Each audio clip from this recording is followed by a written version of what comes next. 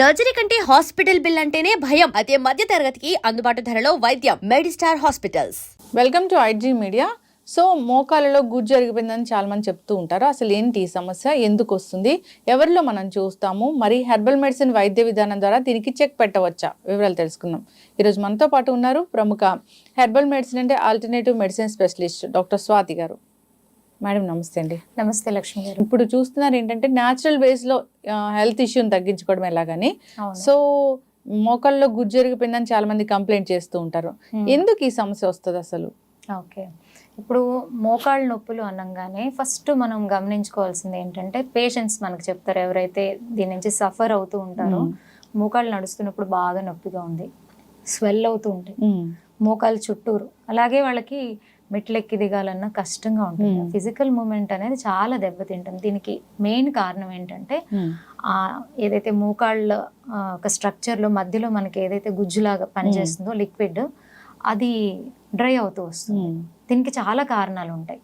ఎందుకు డ్రై అవుతుంది అనేది తెలుసుకుని దాని జాగ్రత్తలు తీసుకోవాలి. ఇప్పుడు చిన్న వయసు 20 ఏళ్ళు అనుకోండి, 30 ఏళ్ళు 40 ఏళ్ళు వచ్చేటప్పుడు ఇవన్నీ స్టార్ట్ అవుతూ ఉంటాయి. ఎప్పుడైతే మీకు కొంచెం పెయిన్గా అనిపిస్తుందో, మొబిలిటీలో కష్టంగా ఉంటుందో అప్పుడే మనం జాగ్రత్త తీసుకోవాలి. సో దీనివల్ల ఏమవుతుందంటే ఇది ఒకటే కారణం కాదు, అదర్ హెల్త్ ఇష్యూస్ ఉన్న వాళ్ళకి కూడా ఇటువంటి ప్రాబ్లమ్స్ వస్తాయి. ఆస్టియో ఆర్థరైటిస్ అని దాంట్లో కూడా మనకి ఈ సైనోవియల్ ఫ్లూయిడ్ అని ఉంటుంది, అది చాలా ఇంపార్టెంట్ అన్నమాట. అది ఎప్పుడైతే తగ్గుముఖం పడుతుందో అప్పుడు ఇలాంటి ప్రాబ్లమ్స్ అన్నీ స్టార్ట్ అయిపోతూ ఉంటాయి. బేసిక్గా ఇక్కడ మనకి ఇంకొకటి ఏంటంటే మోకాళ్ళ నొప్పులు వచ్చినప్పుడు ఓన్లీ మోకాళ్ళ నొప్పులు ఒకటే కాదు ప్రాబ్లం, దాంతోపాటు ఏం కాంప్లికేషన్స్ పెరుగుతాయో అనేది బెంగ ఉంటుంది. అన్నిటికన్నా ముఖ్యం బాడీ వెయిట్. బాడీ వెయిట్ని పెరగకుండా కాపాడుకోవడానికి పాపం ఫుడ్ కూడా తగ్గించుకుంటూ వచ్చేస్తుంది. అది తగ్గించుకోవడంలో తప్పలేదు, కానీ అక్కడ న్యూట్రిషన్ ఫాలో అవ్వరు. ఎప్పుడైతే మనం న్యూట్రిషన్ ఫాలో అవ్వమో ఆల్రెడీ ప్రాబ్లం ఉంది, అది ఇంకా దెబ్బతింటూ వస్తుంది. సో అందుకని మనము తీసుకోవాల్సినటువంటి జాగ్రత్తలు చాలా ఇంపార్టెంట్. ఏంటంటే మన ఫుడ్ డయట్ని చేంజ్ చేసుకోవాలి. డయట్లో ఎలాగంటే మీకు మోకాళ్ళకి నేను చెప్తానండి, అక్రూట్ ఉంది కదా, అక్రూట్ అయితే అద్భుతంగా పనిచేస్తుంది. ఎవరికైతే ఇప్పుడిప్పుడే మోకాళ్ళ నొప్పి స్టార్ట్ అయింది లేదా 2-3 ఏళ్ళ నుంచి కూడా మోకాళ్ళ నొప్పి ఉంది అనేటటువంటి వారు ఏం చేయాలంటే డైలీ ఒక 5 నుంచి 8 అక్రూట్స్ నైట్ నానబెట్టేసి రాత్రి పొద్దున్నే ఖాళీ పొట్టతో మంచిగా చివ్ చేసి తింటే దాంట్లో ఉన్నటువంటి న్యూట్రిషన్ వాల్యూ ఏం చేస్తుంది అంటే మీ మోకాళ్ళ నొప్పికి సంబంధమైనటువంటి ఇన్ఫ్లమేషన్ని తగ్గిస్తుంది, వాపుని తగ్గిస్తుంది, పెయిన్ని తగ్గిస్తుంది. అలాగే లిక్విడ్ ఏదైతే తగ్గుతుందో దాన్ని మళ్ళీ రీజనరేట్ అయ్యేలాగా చేస్తుంది. ఎప్పుడైతే మీకు ఫ్లూయిడ్ తగ్గుతుందో మళ్ళీ కార్టిలేజ్ కూడా దెబ్బతింటది. సో అక్కడి వరకు వెళ్లకుండా మనల్ని కాపాడుకోవచ్చు ఇలాంటి చేంజెస్ చేయడం వల్ల. అందరికీ ముందుగానే కొంచెం సిమ్టమ్స్ కనిపిస్తానే ఫాలో అయితే మంచిది. ఫస్ట్ ఫాలో అయితే వాళ్ళకి కంపల్సరీ 1.5 మంత్ వాళ్ళని ఒక్కరోజు కూడా మానకుండా చేయమనండి, మంచి రిజల్ట్స్ వాళ్ళే చూస్తారు. అరే చెప్పారు కదా 4 రోజులు పాటించి ఇంకా తగ్గలేదు అని అంటే కుదరదు. మనం మినిమం 1.5 మంత్ దాన్ని రెగ్యులర్గా తీసుకుంటూ ఉంటే మన నీళ్ళు చేంజెస్ మనమే గమనిస్తాం. అండ్ అందరికీ తెలిసిందే జాయింట్స్ అనేది ఎక్కువ దాని హెల్త్ కాల్షియం మీద డిపెండ్ ఉంటుంది. సో మనం తీసుకునే ఫుడ్స్లో కాల్షియం అనేది మనం చూసుకోవాలి. నువ్వులు, సజ్జలు ఇవన్నీ కాల్షియంలో చాలా రిచ్ అండి. సో అలాంటి ఫుడ్ ఇప్పుడైతే ఒకప్పుడు డాక్టర్ గారు చెప్తేనే తెలుసుకునేటటువంటి రోజులు ఉండేవి. ఇప్పుడు మన చుట్టూరా ఉండేటటువంటి టెక్నాలజీ కాల్షియం దేంట్లో ఎక్కువ ఉంటుందని మీరు జస్ట్ గూగుల్లో కొడితే మీకు ఒక 10-15 ఐటమ్స్ అన్న వస్తాయి. దాంట్లో మనం 3-4 సెలెక్ట్ చేసుకొని ప్రతిరోజు మన ఫుడ్లో అలవర్చుకుంటే ఈ ప్రాబ్లం అనేది మనకి చాలా అంటే చాలా వరకు మనల్ని మనం రికవరీ చేసుకోవచ్చు. అలాగే బోన్ హెల్త్కి ఇంకొకటి చాలా ఇంపార్టెంట్ ఏంటంటే వైటమిన్ డి. అంటే మనం తినే ఫుడ్స్లో ఏది మీరు మార్పులు చేసుకున్నా కూడా మన బాడీకి కావాల్సినటువంటి వైటమిన్ డి అనేది దొరకడం కష్టం. సో దానికి చేయాల్సింది చాలా ఇంపార్టెంట్ అంటే సన్లైట్. సన్లైట్లో అట్లీస్ట్ మార్నింగ్ మనం 15-20 మినిట్స్ ఆ సన్లైట్ని తీసుకోగలిగితే చాలా చేంజెస్ ఉంటాయి. పర్టికులర్గా ఎవరైనా సరే జాయింట్ ఇష్యూస్, ఒక మోకాళ్ళే కాదండి, ఇప్పుడు దాంట్లో రకరకాలు ఉన్నాయి. రొమటైడ్ ఆర్థరైటిస్ ఉంది, అన్ని జాయింట్స్లోని ప్రాబ్లం ఉంటుంది, వాళ్ళకి ఇన్ఫ్లమేషన్ అయిపోతుంది. అలాగే గౌట్ ఆర్థరైటిస్, యూరిక్ యాసిడ్ పెరిగిపోవడం, ఇవన్నీ జాయింట్ ఇష్యూసే. సో జాయింట్స్కి సంబంధించిన ఏ ఇష్యూ అన్నా ఉండనివ్వండి, వాళ్ళకి ఫస్ట్ కావాల్సింది సన్లైట్. అలాగే మనం ఫుడ్లో కాల్షియం మిల్క్లో కూడా ఎక్కువగా ఉంటుంది కదా, చిన్న చిన్న చేంజెస్ అట్లీస్ట్ మనం డే టు డే మన రొటీన్ని మార్చుకుంటే చాలా వరకు మనకి న్యూట్రిషన్ డెఫిషియన్సీ అసలు మెయిన్ రీజన్ అనేది అన్ని రోగాలకి. అండ్ జాయింట్ ఇష్యూ ఉన్న వాళ్ళు కంపల్సరీ ఇవన్నీ జాగ్రత్త తీసుకోవాలి. అండ్ వీళ్ళకి అన్నిటికన్నా ముఖ్యమైనది మసాజెస్ చాలా హెల్ప్ చేస్తాయి బాడీకి. శరీరంలో మనకేంటంటే వాతం అనేది ఎక్కువగా ఉన్నప్పుడు ఈ జాయింట్ ప్రాబ్లమ్స్ అన్నీ వచ్చేస్తూ ఉంటాయి.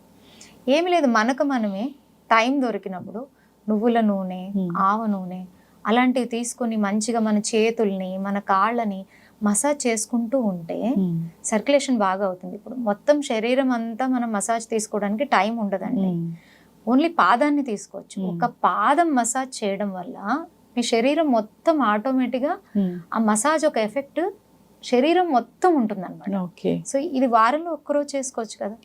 సో ఇలాంటివి చేయాలి. And physical movement, physical activities అనేది చాలా చాలా ఇంపార్టెంట్. దాంట్లో మీకు చాలా మంది జాయింట్ ఇష్యూ ఉన్న వాళ్ళల్లో మనం గమనించేది ఏంటంటే వాళ్ళు ఎక్కువ ఎఫర్ట్ పెట్టి ఏమీ చేయలేరు, ఎక్కువ బరువులు ఎత్తలేరు, ఇవన్నీ చేయలేరు. నేను నడవలేనమ్మా, నేను ఎలా చేయగలను అని అడిగే వాళ్ళు కూడా ఉంటారు. వాళ్ళు కూర్చున్న చోటే చిన్న చిన్న సూక్ష్మ వ్యాయామాలు చేసుకోవచ్చు. సో అలాగే మీకు ఒమేగా రిలేటెడ్ ఫుడ్స్ ఏమైతే ఉంటాయో వాటిని ఎక్కువగా తీసుకోవడం, ఇలాంటివన్నీ చేయడం వల్ల మీకు చాలా వరకు జాయింట్ ఇష్యూస్ నుంచి బయటపడే అవకాశం ఉంది. మీకు ఒక మంచి హోమ్ రెమెడీ చెప్తానండి, చాలా అద్భుతంగా పనిచేస్తుంది.